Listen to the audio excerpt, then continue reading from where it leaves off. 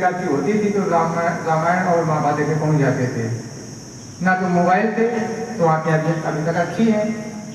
आप लोगों के पास अब मोबाइल हो गया है और टीवी हो गई है, तो इसमें आप स्क्रीन से जुड़े रहते हैं और फैशन भी बदल गया है। अब पढ़ने के लिए मोबाइल का यूज करते हैं, फिर भी आप स्क्रीन से टच हैं, तो चश्मा होना चाहिए ताकि इसकी अल्ट्रावायलेट किरणें आंखों पे प्रभाव ना डालें। तो ये आंखों के लिए हो गया। अब इसके बाद गर्दन के लिए, गर्दन की समस्या भी बहुत तेजी से बढ़ रही है।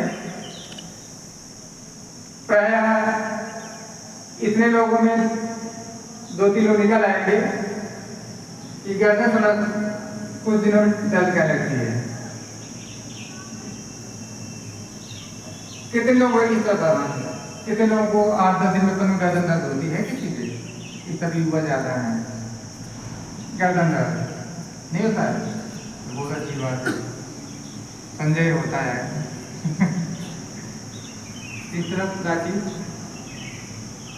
यहाँ से कभी दर्द होता है? जैसे जैसे एज बढ़ेगी तो आपको समस्या आ सकती है। अगर योग जुड़े रहेंगे तो नहीं आएगी। और फिर जब गर्दन दर्द होता है तो मन नहीं लगता किसी काम करने में। और यही गर्दन दर्द जब लंबे समय बनता रहता है तो फिर एक और यहाँ जो तो यहाँ तक दर्द आता है, तो आता है यहाँ तक दर्द आता है। इसके बाद यही दर्द आकर के यहाँ तक हो जाता है। तो जब यहाँ से ऐसे होता है तो उसी कहते हैं कि सर्वाइकल है। और सर्वाइकल के लिए फिर होम्योपैथिक इलाज ज़्यादा लोग करते हैं। और होम्योपैथिक इलाज से कम से कम 1-1.5 साल हो जाता है।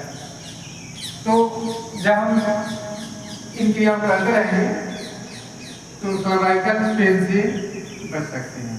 तो चलिए ज़्यादा सीधा करेंगे। इसके बाद सीधे देखेंगे और सांस को छोड़ते हुए अपनी दाढ़ी को, ये जो गड्ढा होता है इसको कंठकूप कहते हैं योग की भाषा में, ये दाढ़ी को कंठकूप में लगाने का प्रयास करेंगे। लगाएंगे नहीं, जिनका लग जाए तो लगा लेंगे, जिनका न लगे तो नहीं लगाएंगे। जहाँ आपका टच हो वहाँ टच कराने का प्रयास करना है। अब जैसे हमारी गर्दन पतली है, ठीक कर देते हैं, लग गया। और इसी में अगर दाढ़ी से इसको आप इस गड्ढे को अगर दबा सकते हैं तो आपके थायराइड का इलाज हो जाता है। लेकिन कम जाएगा, जबरदस्ती न करना, नहीं पीछे की नस नहीं जाएगी। तो ऐसे सीधे बैठे, सांस को छोड़ते हुए अपनी दाढ़ी को गड्ढे के पास कंठ में लगाने का प्रयास करिए।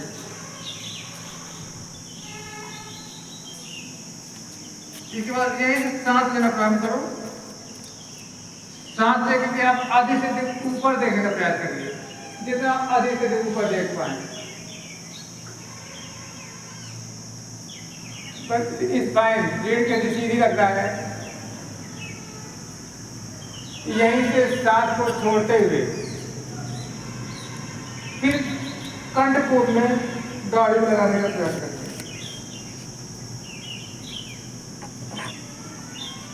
फिर यहीं से सांस लेना प्रारंभ करिए, ऊपर देखिए।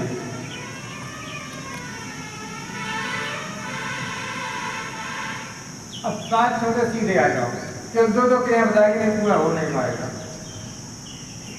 ये 2 क्रिया होगी। इसके बाद आप बैठे रहेंगे। ये थायराइड के लिए तो बहुत अच्छा आता है ना, जिनके पास थायराइड बढ़ा हुआ है। और किसी के थायराइड बढ़ा हो उनको जरूर बताइए कि जो क्रिया छोटी क्रिया है लेकिन बहुत इफेक्टिव है। अब आप सीधे बैठ करके